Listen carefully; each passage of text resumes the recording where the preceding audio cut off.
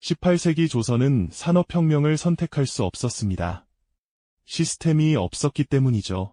하지만 로마는 완전히 달랐어요. 제국은 모든 걸 가지고 있었습니다. 그럼에도 그들은 산업혁명을 시작하지 않았습니다. 아니, 더 정확히 말하면 거절했어요. 서기 1세기, 알렉산드리아, 헤론이라는 그리스계 수학자가 신기한 장치를 만들었습니다. 에올리필, 증기로 회전하는 금속 구체였죠. 물을 가열하면 증기가 만들어지고 그 증기가 노즐을 통해 분출되면서 구체를 빙글빙글 돌렸어요. 헤론은 이 장치를 자신의 저서 공기역학에 상세히 기록했습니다. 제작 방법까지 전부요. 일부 학자들은 이걸 증기기관의 조상이라고 부릅니다. 1700년 후 제임스 와트가 만든 그 증기기관의 원형이라는 거죠. 하지만 다른 학자들은 말합니다. 가능성만 있었을 뿐 체계는 없었다고요. 논쟁은 있지만 한 가지는 분명해요. 로마는 증기의 힘을 이해하고 있었다는 겁니다. 그리고 로마는 그걸 실현할 조건도 다 갖추고 있었어요. 8만 킬로미터의 도로망이 제국을 연결했습니다. 지중해를 아우르는 무역 네트워크도 작동했죠. 콘크리트를 발명했고 거대한 수도교를 건설했으며 건축물을 올리는 기중기 기술도 가지고 있었어요. 게다가 물레방아와 수력 제분기를 이미 사용 중이었습니다. 회전 동력을 활용할 줄 알았다는 뜻이에요. 그렇다면 질문은 하나입니다. 이 모든 조건을 가진 로마는 왜 산업혁명을 시작하지 않았을까요? 첫 번째 장면, 노예가 얼마나 많았는가를 보겠습니다. 학자들은 로마 제국 전체 인구의 10%에서 20% 정도가 노예였다고 추정해요. 제국 전체로 보면 그 정도입니다. 하지만 이탈리아 반도로 가면 얘기가 달라져요. 아우구스투스 황제 시대에는 인구의 30%까지 노예였다고 합니다. 로마 시내에서는 3명 중 1명이 노예였다는 얘기죠. 거리를 걷다 보면 노예를 안 보는 게 더 어려웠을 겁니다. 두 번째 장면, 노예가 얼마나 쌌는가입니다. 노예 1명을 구입하는 비용은 숙련 노동자 연봉의 3분의 1 정도였어요. 게다가 로마는 끊임없이 전쟁을 했습니다. 전쟁 포로가 노예 시장으로 쏟아져 들어왔죠. 공급이 넘쳐나니까 가격은 더 떨어졌습니다.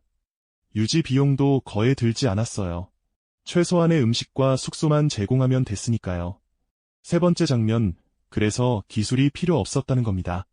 기계를 만들려면 어떨까요? 설계하고, 제작하고, 유지보수하고, 고장나면 수리해야 합니다. 투자 비용이 들고 전문 기술자도 필요하죠. 하지만 노예는 당장 일을 시킬 수 있었어요. 부서지면 버리고 새로 사면 그만이었습니다. 경제학에서는 이를 기술 혁신의 역설이라고 불러요. 노동력이 너무 저렴하면 생산성을 높일 동기 자체가 사라진다는 거죠. 역사학자 모지스 필리는 이렇게 말했습니다. 로마 경제는 자본주의적이지 않았다고요. 이윤이나 효율로 작동하는 게 아니라 신분과 계급, 그리고 노예제로 작동하는 완전히 다른 경제였다는 겁니다. 조선은 시스템이 없어서 산업혁명을 못했다면 로마는 시스템이 너무 완벽해서 안 한 거예요. 잠깐 다른 시대를 보겠습니다. 이야기가 로마만의 특수한 사례라고 생각할 수도 있거든요. 하지만 1800년대 미국 남부에서도 똑같은 일이 벌어졌습니다. 북부가 공장을 짓고 기계를 도입할 때 남부는 목화 농장에서 노예를 계속 사용했죠. 일라이 히트니가 면화 조면기라는 혁신적 기계를 발명했는데도 말이에요. 왜냐고요? 노예 노동이 더 싸고 익숙했으니까요. 이건 로마의 거울 같은 사례입니다. 2000년의 시차가 있지만 구조는 똑같았어요. 하지만 경제적 이유만은 아니었습니다. 정치와 심리의 문제가 더 컸어요. 역사가 수에토니우스의 기록에 따르면 한 기술자가 베스파시아누스 황제를 찾아갔습니다. 그는 무거운 기둥을 저렴한 비용으로 카피톨 언덕 꼭대기까지 운반할 수 있는 장치를 발명했다고 했어요. 황제는 흥미를 보였습니다. 시연도 지켜봤죠. 그리고 발명가에게 보상을 주었어요. 하지만 그 장치의 사용은 허가하지 않았습니다. 왜일까요? 황제는 이렇게 말했어요. 나는 민중을 먹여 살릴 의무가 있다. 이건 단순한 변명이 아니었습니다. 황제의 진짜 공포가 담겨 있었어요. 로마는 거대한 제국이었지만 동시에 언제 터질지 모르는 화약고였거든요.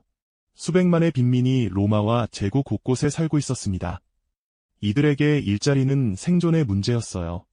만약 기계가 노동을 대체한다면 어떻게 될까요? 수십만 명이 하루아침에 직업을 잃습니다. 그들은 어디로 갈까요? 광장으로 쏟아져 나올 겁니다.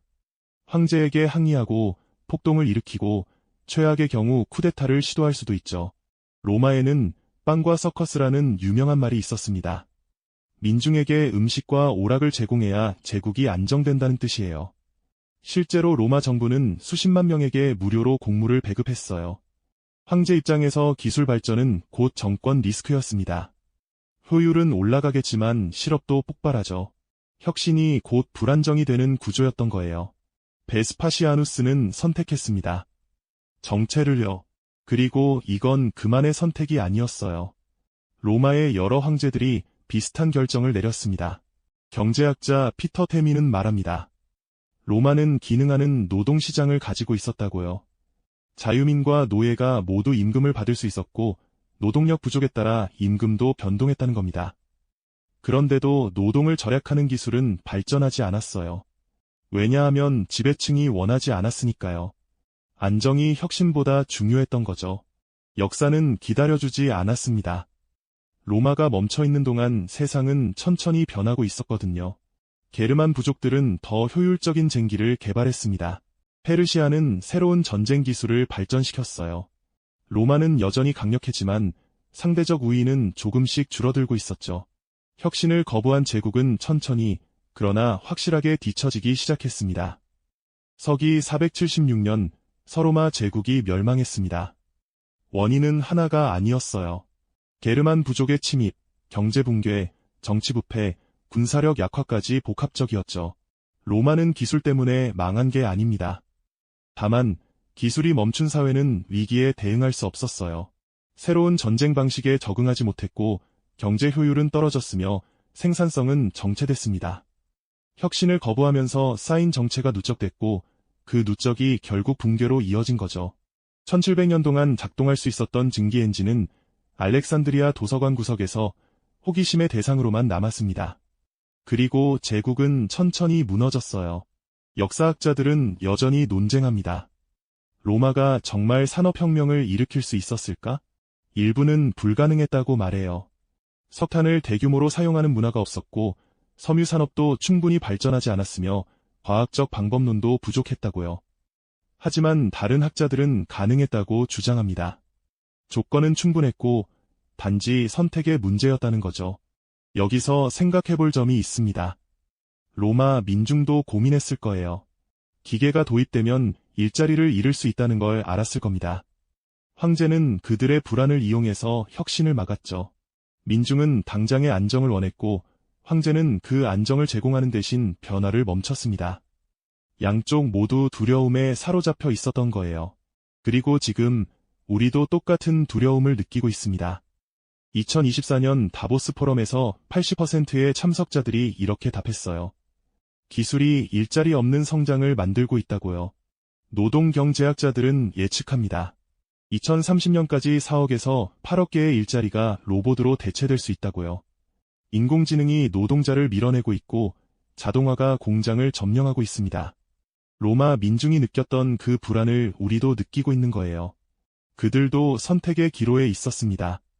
혁신을 받아들이고 혼란을 감수할 것인가, 아니면 안정을 택하고 정체할 것인가. 로마는 안정을 택했고 그 대가를 치렀죠. 이제 우리에게 질문을 던져볼게요. 우리는 로마와 다를까요? 우리는 어떤 선택을 할 건가요? 역사는 답을 알고 있어요. 혁신을 거부한 문명은 결국 역사 속으로 사라졌습니다. 로마는 가능성의 제국이었지만 선택의 제국은 아니었어요. 역사학자 톰 홀랜드는 말했죠. 베스파시아누스는 노동 절약 기술을 거부함으로써 로마를 보호했다고 생각했지만 실제로는 로마의 미래를 저당 잡은 것이었다고요. 당신의 선택은 무엇인가요? 우리는 2000년 전 로마인들보다 더 현명할 수 있을까요?